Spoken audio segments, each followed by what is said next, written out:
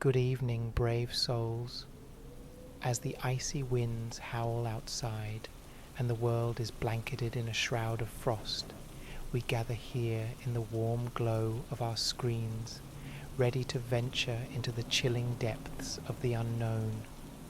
Tonight, we're not merely telling tales, we're delving into three haunting narratives that will turn your blood colder than the winter night itself. Bundle up, my friends, for tonight we journey into the heart of winter's darkness with three chilling horror stories for winter nights. Ready to feel the frostbite of fear? Story 1: Babysitter's Nightmare.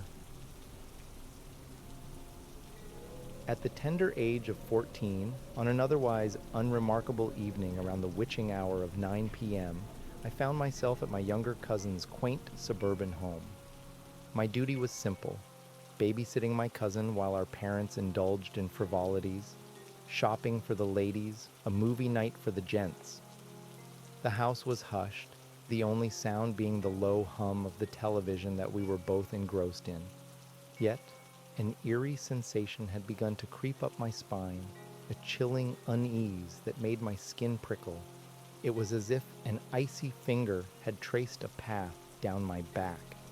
I couldn't decipher what was amiss, yet the discomfort persisted. Feeling jittery, I rose from the plush sofa and secured the back door, hoping to shake off the strange feeling. As I retraced my steps through the dimly lit kitchen, I froze. My heart pounded in my chest as my eyes landed on the source of my discomfort. There in the window, a man, weather-beaten and ragged, his eyes hollow and haunted, stared directly at my oblivious cousin. My protective instincts roared to life. I feigned nonchalance, gently coaxing my cousin upstairs, under the pretense of impending bedtime.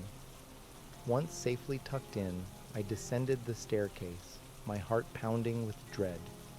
With the strength of a young athlete, I armed myself with a hefty meat tenderizer from the kitchen, my makeshift weapon. Returning to the window, I found it empty. The prowler had vanished. A quick check confirmed the front door was securely bolted. With my weapon in hand, I rushed back upstairs to guard my cousin, barricading ourselves inside his room. The waiting was excruciating. The silence was punctuated by the shattering of a window, followed by the ominous thud of heavy boots invading the sanctity of our home. I could hear him prowling, each step echoing like a death knell. The minutes dragged on in a terrifying blur. The intruder's heavy steps climbed the staircase, and my heart pounded in sync with his approach. He inspected the rooms methodically, the sound of opening doors echoing through the silence. He descended back down, only to invade the basement next. Finally, after an agonizing eternity, the piercing wail of sirens filled the air. The police stormed the house, their presence a welcome intrusion. The deranged man, it turned out, was an escapee from a mental institution a province away. Story 2: The Haunting of the Split-Level Duplex. In the heart of an unnamed city, nestled between buildings that had seen better days, stood a peculiar split-level duplex. It was a dwelling I once shared with my former partner, our 4 feline companions, and a fostered black lab mix. The lower level, a partially sunken basement, served as my secluded office and exercise room, but it was a domain shunned by our pets. The cats, usually curious creatures, never dared to venture below. Our dog, normally brave and boisterous, would whimper at the mere suggestion of descending those stairs. I always felt an inexplicable sensation of being observed in that space, but I dismissed it as a byproduct of the street-level windows that allowed passers-by a glimpse into the room. 2 peculiar incidents transpired within that eerie basement, both while I was alone. The first was easily rationalized as a figment of my overactive imagination, amplified by my discomfort in that space. Engaged in the mundane task of laundry, my senses were dulled by the music streaming through my headphones. My partner was upstairs, engrossed in his video games, oblivious to the world around him. As I loaded the washing machine, I heard the distinct sound of fingers snapping near my ear, a phantom beckoning for my attention. Yet, when I turned, there was no one there. The second occurrence was far more chilling. My partner had taken half our animals for a day visit to his family in a nearby metropolis. Secluded in the basement, I was printing coupons, a relic of the early 2000s before the convenience of smartphones. The distinct sound of the front door unlocking jolted me from my task. The door creaked open and closed again, followed by the unmistakable sound of footsteps on the landing. Assuming my partner had returned early, I called out a greeting. But as I reached the bottom of the stairs, my words echoed back to me in the silence. There was no one there. The driveway was empty, the street devoid of cars. The neighboring houses were silent and dark. Upstairs, the cats lounged in peaceful disinterest. A cold dread seeped into me, replacing the confusion.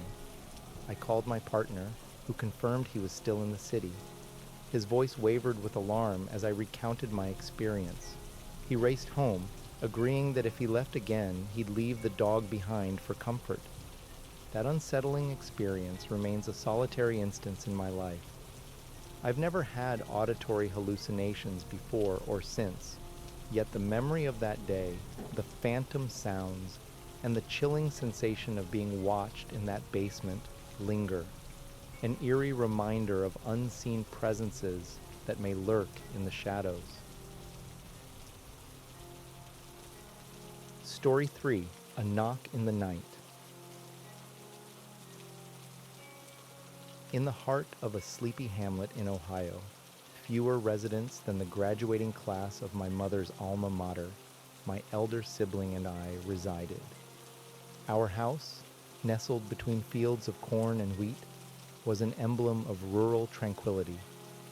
Following some trivial misdemeanor, my sibling had been sentenced to house arrest, both our landline and their cell locked away in our father's formidable gun safe, a vault we knew better than to meddle with.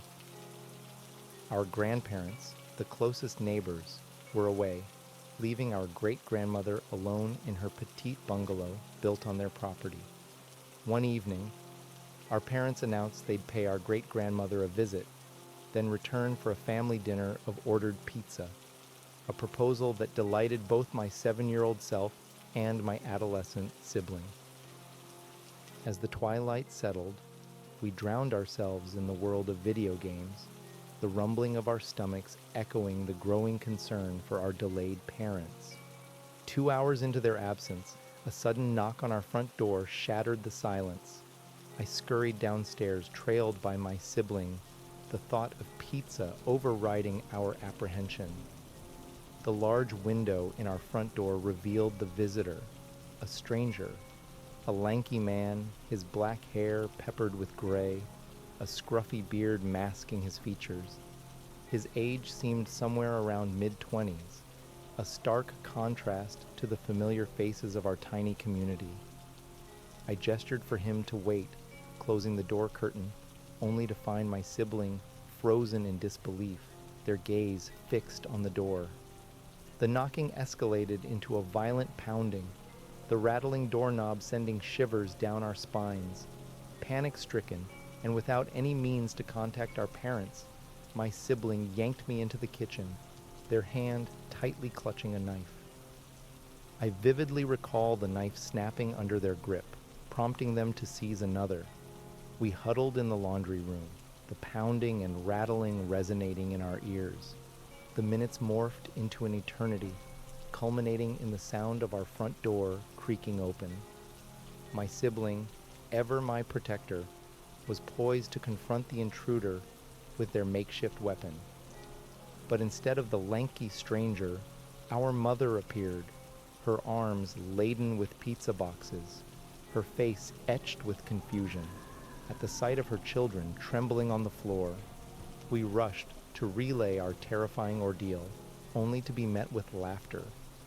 Our father was outside, engaged in a casual conversation with the man, who claimed to be a mechanic interested in the dilapidated car that had been rusting in our driveway for months.